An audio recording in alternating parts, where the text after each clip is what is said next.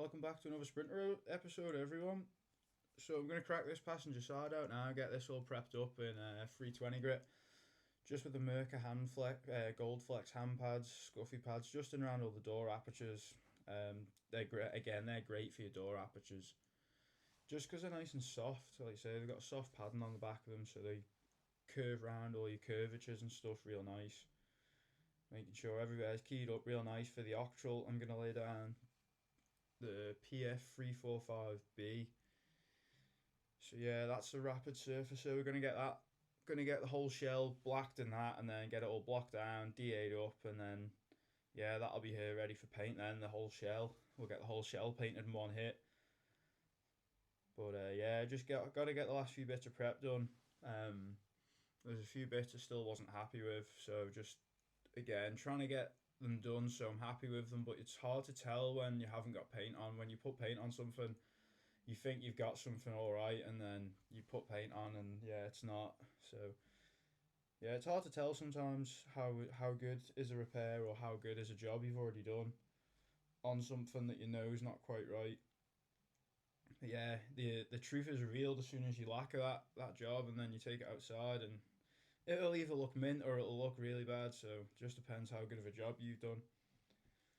But yeah, I'm pretty confident with a lot of everything I've done is pretty bang on. There's a couple of bits that yeah I need to get addressed and sorted out before I get it to prime. Like there's a few repairs on this side that I'm still not happy with, so I'm gonna get a couple more skims in them, which I was aware of. So you know it's not like I wasn't aware of them. It's just you just sets you back a little bit more with time and stuff. But it wasn't the end of the world anyway. I've got sealer and stuff to put in them door shuts again. I'll do that once the shells had more primer on it. The more product you can get on there, the better. You know, I generally put sealer on just before I'm going to paint whatever job it is I'm doing, you know, if I'm putting sealer and stuff. So, yeah, like all the door edges and stuff where I'd been ripping sealer out of, it was just easier to do it when I was going to paint it. Again, I need it to be body colour anyway, so there's no advantage. There's more of a disadvantage because rub and sealer isn't nice because it just doesn't sand nice. So yeah, I would always advise that. Always do your sealer just before you're painting.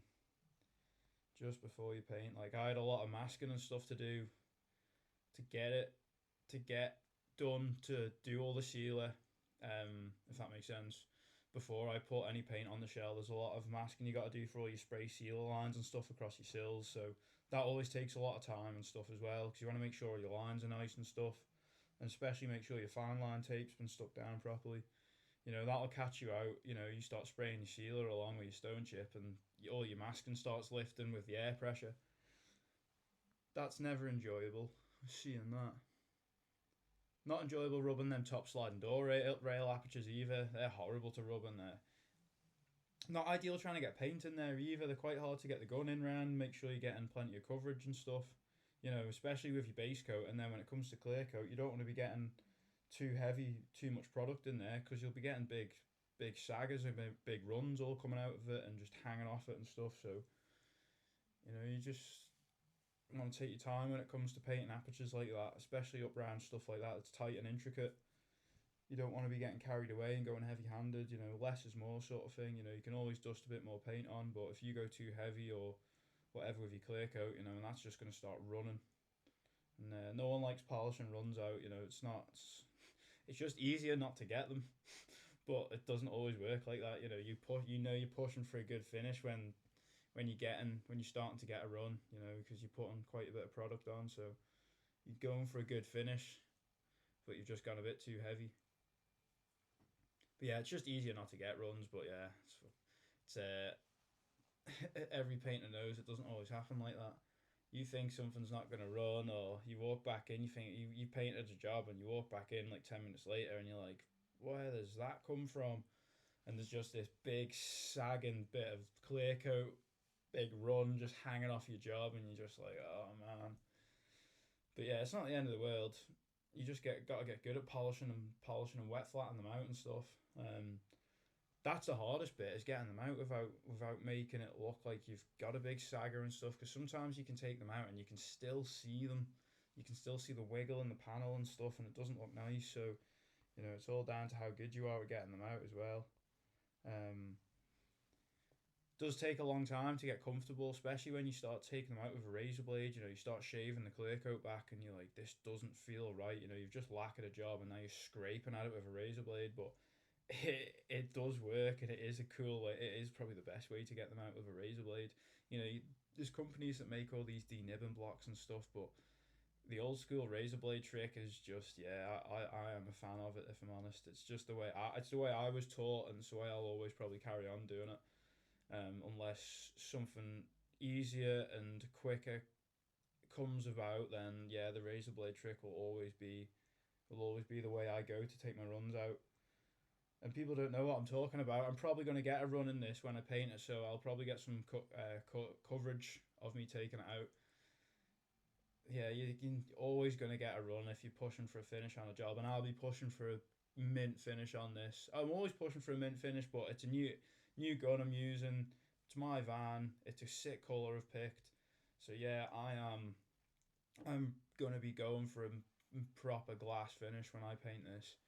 But obviously, there's getting a glass finish, and then there's having big saggers and big runs in every panel you've put clear coat on. So there's a fine line of getting it nice and having it hanging off the side of the van. So you've always got to bear that in mind when you are putting clear coat on, because some of them are very, very, yeah, thin. Like the viscosity of the liquids are very thin, and that doesn't go down well when you're putting heavy amounts of that on, sharp edges of metal panels and curvatures and stuff. It just wants to hang off all the edges and just drop, basically. Gravity's going to do its thing, and yeah, it's going to start sinking basically to the bottom of the van, and it's not nice when you walk back in. You've clear coated a job and you see it all, and it's just like, oh, still happens. Sometimes it doesn't, sometimes it does. So there's some heavy repairs on that quarter panel up there, so I've got a lot of blocking to do. Yeah, the repair up there wasn't it wasn't ideal, shall we say, because the panel's that flexible. Whenever I'm blocking it, the panel's going in and out, so it just wasn't great.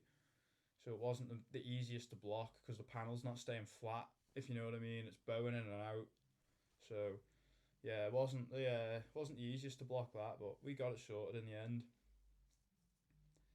Again, always crisscrossing when you're blocking stuff. Don't be going straight back and forward motion. Keep going different diagonal crisscrossing patterns and stuff, and just keep moving it around. The more you can evenly block something, that the chances are you getting that panel really flat and good. You don't want to be digging away too much in one area. Again, I'd always stress that. Just keep that block moving and keep your strokes nice and even. Treat it like you're spraying as well. Keep everything even and consistent. That's the best way to probably block something, I would say. The more evenly consistent you can rub that, then the better and smoother it's going to be, because you've not dug any divots anywhere by blocking one little area for 20 minutes or something stupid, and then you've created this big low spot by just rubbing consistently in that one area. Because it will happen, if you do that. So that's why you've got to know what you're doing when you're blocking and stuff. Anyone can pick a block up and rub a van, but if you just rub it back and forward, you're just going to be left with big train tracks in it and big lines all over it. So yeah, you've got to rub it a certain way. People probably laugh at that and think I'm stupid for what I'm saying, but you'd see why. Like if you'd painted as many jobs as I have, and you'd seen how jobs get blocked, or even how I've blocked them when I was learning. And you've blocked a job, you've painted that job, and you've been like, oh, I shouldn't have blocked it that way because that looks horrendous. And then the boss is coming over being like, yeah, get that back in, you're painting that's crap. And you're just like, oh, great, thank you. But it's crap as well. But when someone's telling you as well, you're like, yeah, as an apprentice, you're just like, yeah, I know, I don't, but it's the way you get spoken to. It's not the most pleasant sometimes, but you just got to get on with it. Can't be a child and just cry about it. You're there to learn a job, and you got to take criticism at the end of the day, especially constructive. No one's not people aren't doing it to be horrible. They're just doing it to make you better at the job. But certain people don't take it well. Certain people take it and take it personal and go off crying. But if you've done a bad job, like I say it all the time, if I've done a bad job, I'll hold my hands up and say I'm not happy with that. That is absolutely awful. And I'll say that about jobs I've painted. I'm not perfect in any way, shape, or form. I can still go in and paint a bad job, just as I can go in and paint an absolutely mint job. It just happens sometimes. It's just the way it goes. It just depends what you're painting and how you feel and stuff. That has a big part of it. You've got to be so switched on when you're painting stuff, especially big jobs. You've got to really think about what you're doing and where you're going to start and where you're going to finish. And if you're swinging off ladders and you've got to have airlines, you can't be having your airlines sticking in your job. You've got to be thinking about all these things, making sure you've got enough paint mix, enough clear coat, and yeah, there is a lot to think about. People don't think there is. People just think, oh, you just stand there and wave the gun up the side of a vehicle and that's you. But there's a lot to take into consideration. You've got to be making sure if you're, for instance, a gun. If you've got your gun on a set, if you don't have an air regulator on your gun and you're not checking your pressures and stuff, like you have to be making sure you're spraying certain products at certain air pressures. Otherwise, the gun won't spray right. The product will look different. It won't apply nicely to your panel. So there's all that stuff, and if you don't know that and you're just winging it, then you're not gonna be you're not gonna have a fun time. So yeah, air pressure is everything in spraying certain products. Certain products will recommend you spray at certain air pressures. I spray most things at 2 bar, generally just because most products recommend 2 bar to 2.2. Most products generally recommend that, so that's just what I spray pretty much everything at. Sometimes if I'm spraying it, putting down a drop coat, obviously for metallics, you're talking like 1.5, maybe 1.8.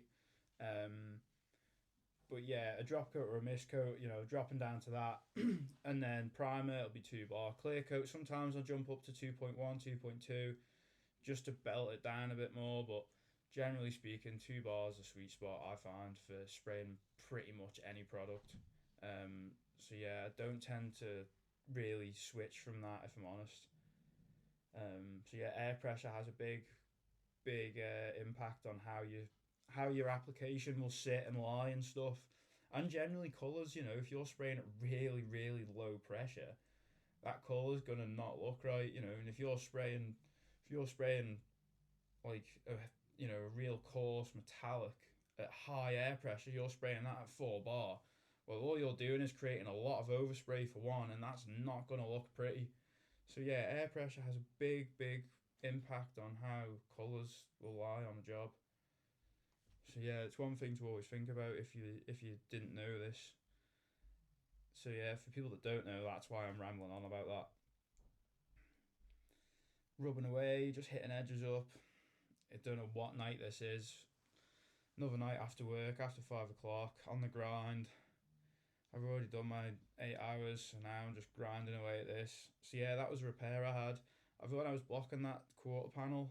I found a low spot in it before, so I got a skim in that, and then just started blocking it again. Cause yeah, I could found a low spot in it there, so I wasn't happy with that. Again, that's the perks of blocking your panels. You can see where you've got a low spot or where you've got a high spot. And again, it just makes all your panels really flat and really nice. Who doesn't want nice flat straight panels? I do, especially as a painter. That's what you want: nice flat straight panels, look clean, sharp edges. If they're supposed to have sharp edges anyway, some panels aren't meant to, but you know what I'm saying. Yeah, making sure I get all that filler blocked out, and then I'll probably flick the DA over it. Again, it's always good to work your edges and stuff with your block. That's how you get all your shape and stuff, and that's how if you need to recreate an edge or recreate shape, then as long as you're blocking it to the shape of the van, and you can get there with it. And it isn't not ideal making stuff without a filler, but you've got to do it sometimes. I'm not going to go putting full quarter panel in that van. It's just not worth it. And not only that, I don't have the skill set for that. So I'm definitely not going to take on something that I have no skill set in doing. So if I could, then I probably would, because that quarter panel was the worst on the van. If I was a really experienced panel beater and I could take that quarter panel out and put a new one in, that quarter panel probably would have been the one to do it with. However, it just wasn't worth it, because I would have had to have relied on a panel beater to do that for me, and I didn't feel comfortable relying on anyone to do that, because I'm just not that way, and I'm not that sort of person. If it's I'm very much independent in the way that I don't rely on people to do stuff for me. If I if I can't do it, then that's on me. But generally speaking, I'll try and take anything on. You know, I like a challenge in the job. I'll paint anything. You know, I've painted some cool stuff and some hard jobs. You know, and it's the sort of stuff most painters don't want involved in. You know, every painter likes painting flat, easy panels and brand new panels, but no one wants to paint. You know, hard jobs where you're swinging off ladders or you're leaning inside a car and painting a roll cage. They're awful to paint. They're not fun. You know, or you're painting sort of diggers and stuff like that. They're quite cool to paint, but they're not easy because you know there's a lot going on. But that's the same with like painting big cabs or wagons. They're not easy because you're standing on big platforms and stuff, and you know you're trying to reach over to paint a panel that you're 2 foot away from, and you're still trying to get paint on it wet enough. You know, it's not easy. And to try and not get a big run in it as well, that's not exactly the most easier things. But you know, it's easy to paint. It's easy to paint small stuff. It's the big stuff that's hard. You know, constantly keeping a wet edge and stopping it from going dry. You know, you got to know what you're doing.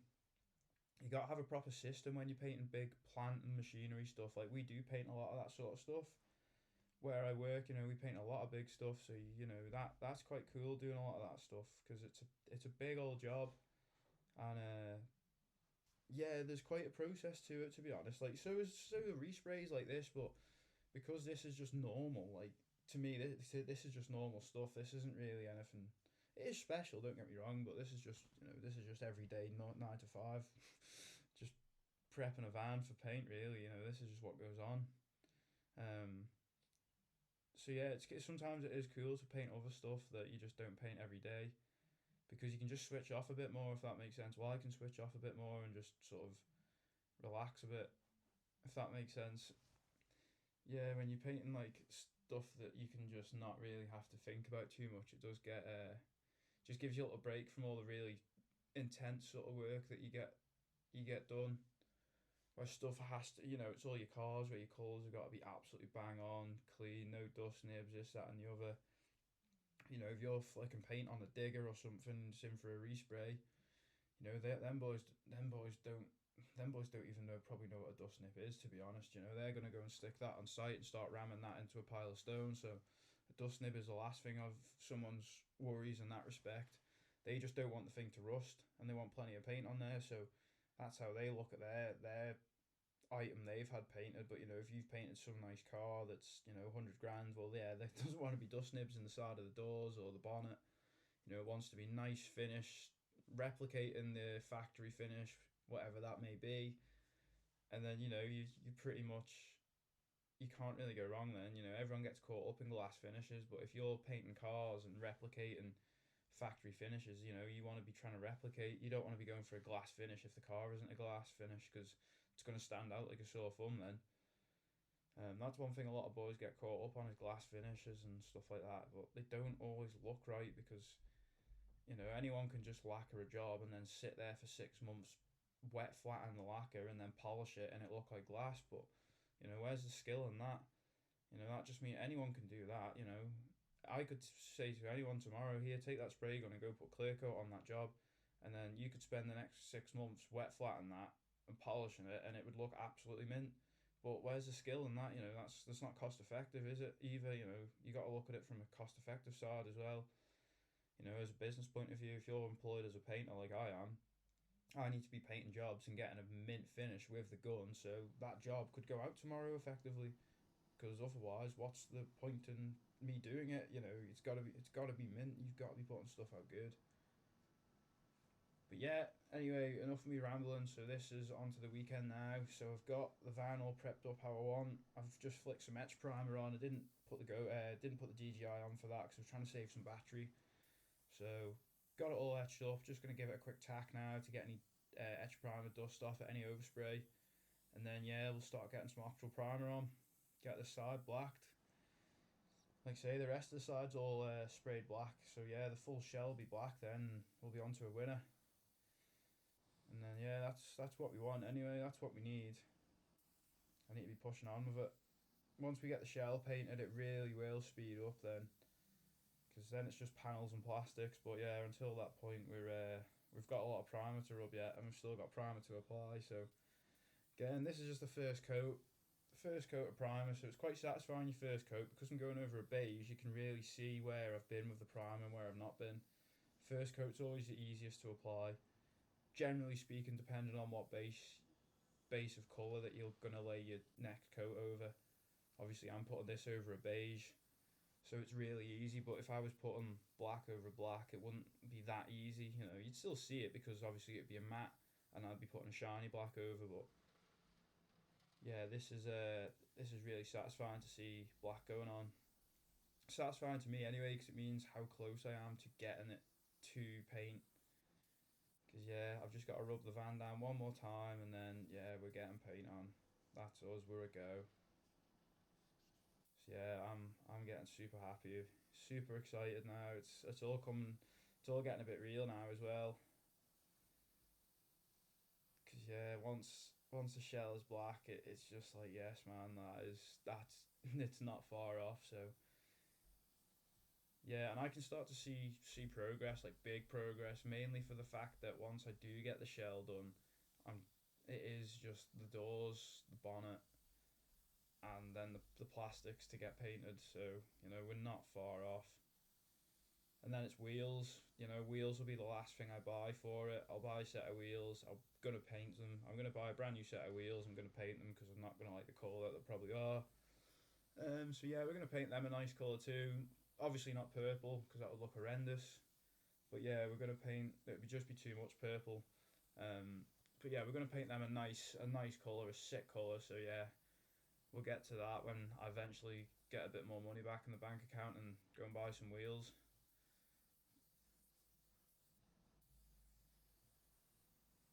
Getting plenty of primer in them door shuts. There's quite a bit of rust in there, so plus you want plenty in your door shuts because generally speaking, when you start padding your door shuts, you know you can get quite a few breakthroughs just because there's a lot of edges and stuff. So if you haven't got much primer on, then you know you're gonna rub through quite quickly.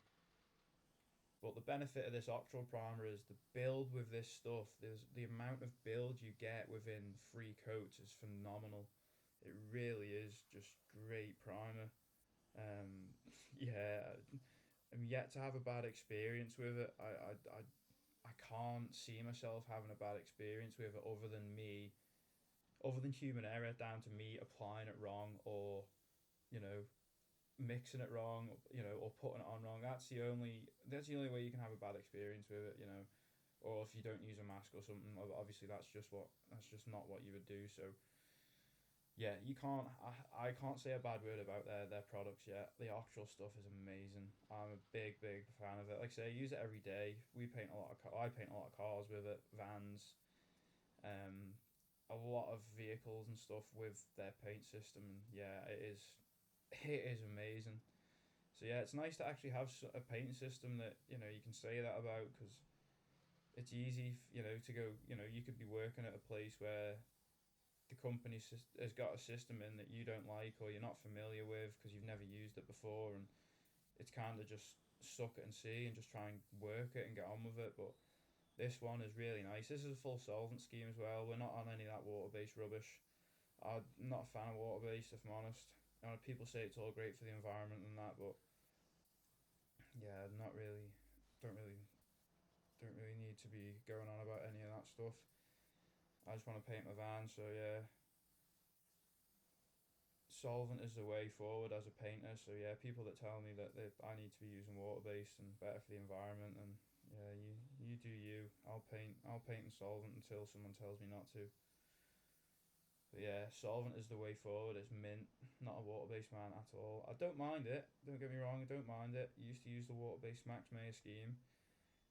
Great. Didn't mind it at all. But yeah, just solvent's just more forgiving, and I just prefer solvent base. It just yeah, it's just it was what I did my apprenticeship with learning. So I'm more confident with it, I'd say, than water based, and it's just I just know it more.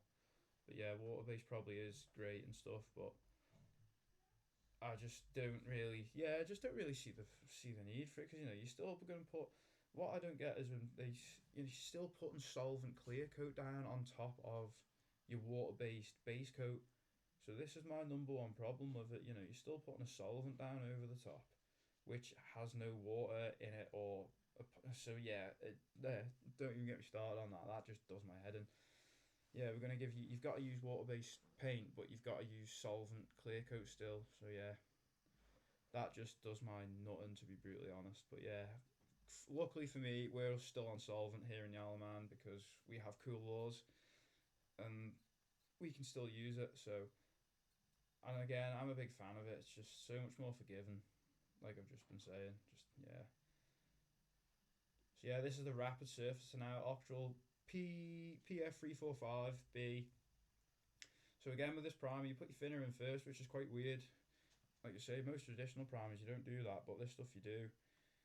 You put your thinner in first, and then you finish with your hardness. So, yeah, that is weird. It's a weird one to me. That it really is. But again, don't care because of how good it is. It's better than any other primer I've ever used. So, it's the best primer I've ever used. It really is. Yeah, it's just amazing. A little bit goes such a long way, and you get such good coverage with it. Um, and how quick it goes off. You can start rubbing something if you need to get a repair primed and get something painted that day. That stuff goes off so quickly. So yeah, it's got massive advantages. It really does. So yeah, probably not ideal me spraying a big job like my van with it, but that's why I didn't prime the full shell in one hit because it would just be going off far too fast.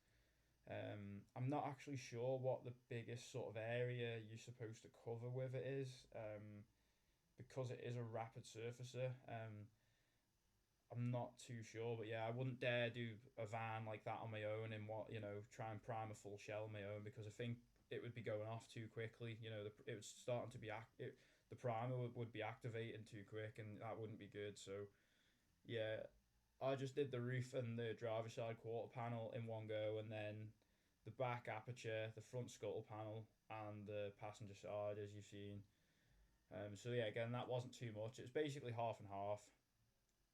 So yeah, that's probably a sensible way to do it if you're doing a big job with that primer anyway, because there's a lot of surface area to cover, and it does go off quite quickly. So you don't want to be having it go off too quick, and then you've upset it or anything. So you can just see I've missed an edge there, which isn't good. Where the door hinges there. Don't know what I was thinking there. Just give that a flick now, and then I'll go back over it in a minute. That'll probably skinned over enough by the time I get to it. Again, I didn't go heavy there, just give it a quick flick just to black it up. Because it's only 3 coats you give this stuff, no more than 3 is what the TDS recommends. So you don't want to be applying loads more coats, or just 1 coat for instance. Give it its 3, and then yeah, get it baked, get it cooked, and then you can rub it. Cook it with your infrareds.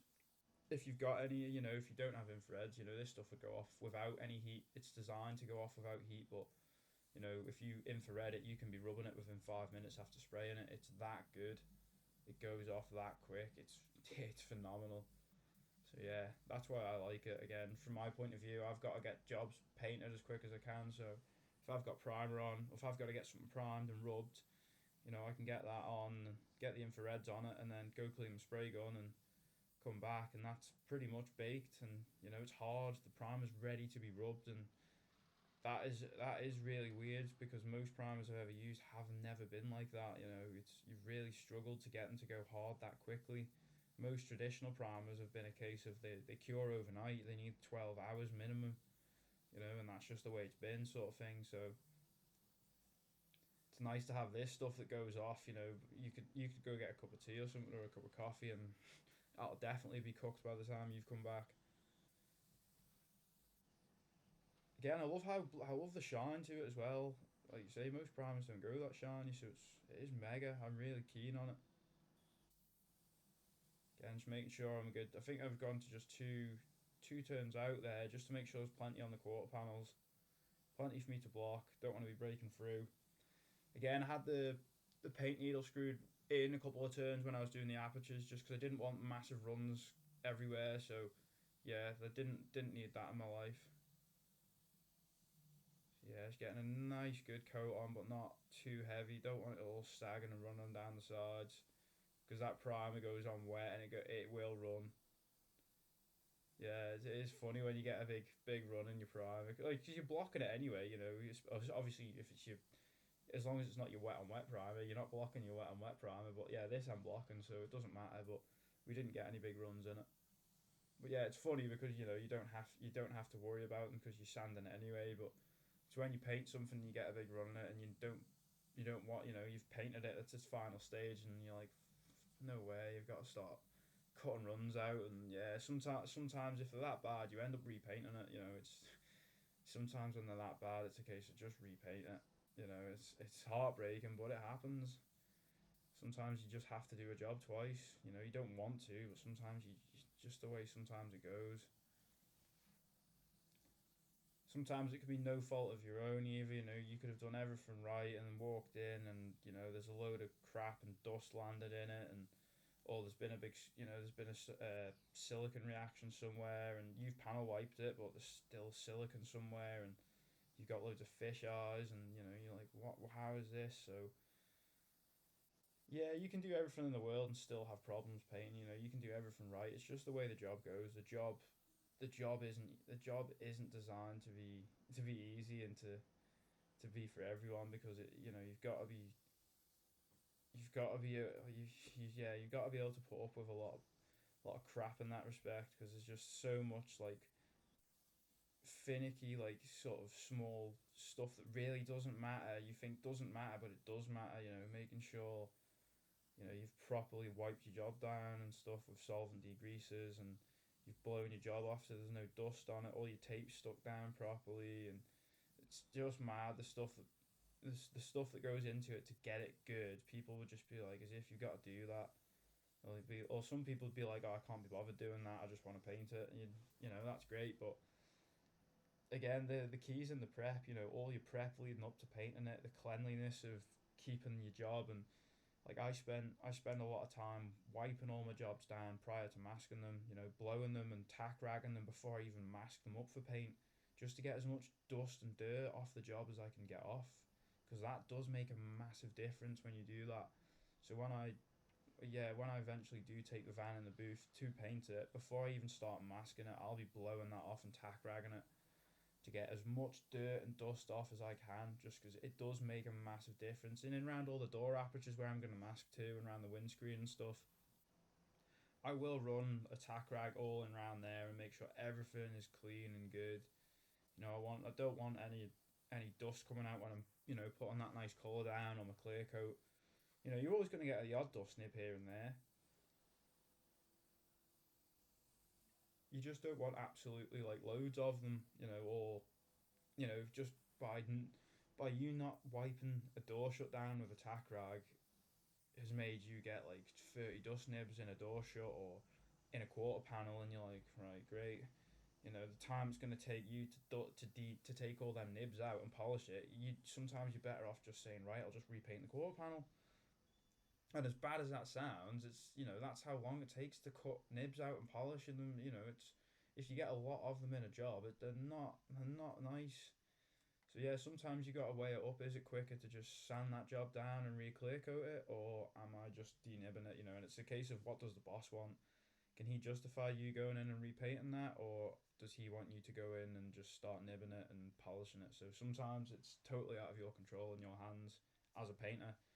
You just do what you're told at the end of the day. So yeah, there has been jobs where it's like, right, we'll either nib it, or sometimes it's like, no, just sand it and just re-lacquer it.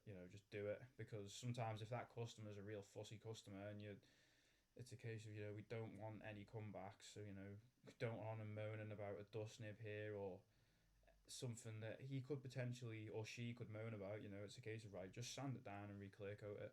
It's not great, it's not ideal, but we'll just live with it. Tomorrow's another day, and just get it done, and get it done as fast as you can, and get it out. So yeah, sometimes you gotta weigh that up. So I'm pretty sure now I'm mixing up for my third final coat of Octoral. Get that third coat on, and then we'll get home. Then get out of here. Another weekend completed. again, every weekend I'm at this project at the minute. I'm not having a day off. I'm just trying to push on so much with it to get it done, to get it painted. You know, I want my van back. I want my van back on the road. I want to get back out on my bikes. Need the van to be able to go out on the bikes. So yeah, the quicker I get this done, the quicker I can use my van again. So yeah, I am flat out trying to get this done. You know, I'm there pretty much every night after work. I'm there every weekend. So yeah, we're trying to knock a big dent in it.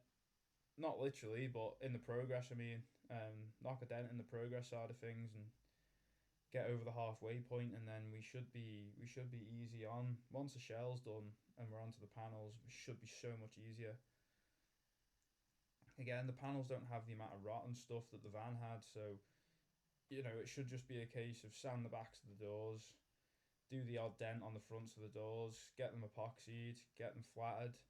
By flattened I mean sanded. Get them primed up black, get them sanded, and then yeah, we're painting.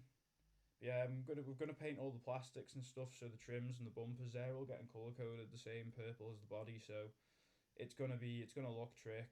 I hope it's gonna look trick anyway. I want it to look trick, but we'll see. We'll see how it gets there and if I can get it there.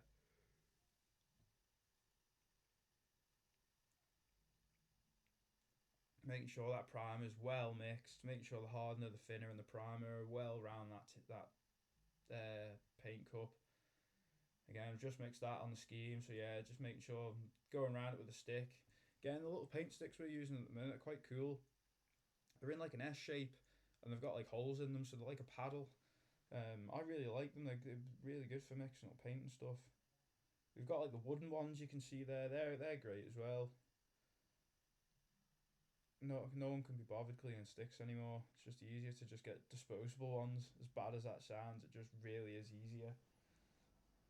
You know, it's more cost effective for you to throw a stick away than it is for you to stand there wiping and cleaning a metal one down with paint thinners. And plus, it's man time. You know, it's time you could be spending doing something else, earning money on a job, not stood there wiping a paint stick down because it's full of paint or primer or clear coat or something.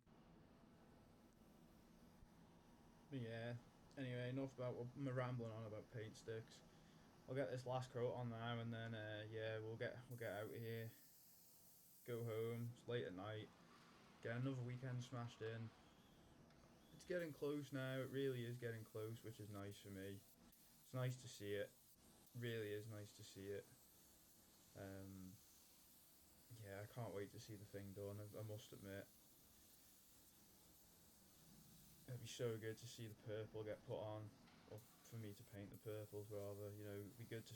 Just yeah, it's getting really close now, and I'm getting pretty giddy and pretty excited. So yeah, we'll get some footage and stuff. I mean, getting all that colour mixed up and stuff because yeah, I'll be mixing it all up from scratch. So we'll get all that put together. That'll probably be its own little edit to be fair because I'll do it all in real time. I won't speed it up or anything. Just for people to see what goes into mixing this colour and well, it won't be. It's not any colour, but generally that's how colours are mixed. You know, all in your scheme and stuff. Certain tinters make certain colours, so it's quite cool. Again, I'm not too bothered about them tyres. Not bothered about their primer going on the tyres or the rims because they're not staying on the van. They're getting taken off. I'll get the shell painted. I'll get the doors and plastics painted. I'll get the van built and then I'll order the wheels. I'll just that'll be the last thing I buy because that'll be a pretty hefty bill, if I'm honest. And then I've still got to paint the wheels when they come. So yeah, that'll be the last thing I do. The wheels will be the last thing I do to the van. I just want to get it all painted, get it all built, get it back together, get it watertight. I can get it out the workshop then for the boss. You know, get it out of his way. You know, it's taking up obviously floor space in the workshop, which isn't great. So I'm just trying to get this done at the minute, and then I'll worry about wheels once I can put it outside. I'll worry about wheels then. Um, so yeah, we'll get that done. That'll be the last thing to do, but for now, I'm not stressing about that. My stress is getting this thing painted nicely, doing a good job of it, and then yeah, we'll see where we are, see if we have done a good job or not, see if we know what we're doing. proof will be in the pudding when we get it painted. We'll see if I can talk the talk and if I can walk the walk. Getting a good coat on this bottom quarter panel again. I've got quite a few repairs down there, so I want plenty of product on there. Make sure there's a nice amount on there.